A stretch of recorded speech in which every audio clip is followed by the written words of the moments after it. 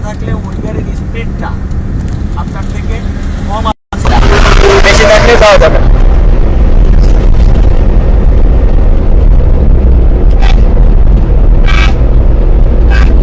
এখন আর সাইডে যাবেন, আপনার লেনেই থাকবেন। যদি গাড়ি একটা আসে সোলো সাইড দিতে চান, পা ব্রেকে রেখে সোলো করে দিবেন, চলে যাবে, কিন্তু আমরা বাইরে যাব না।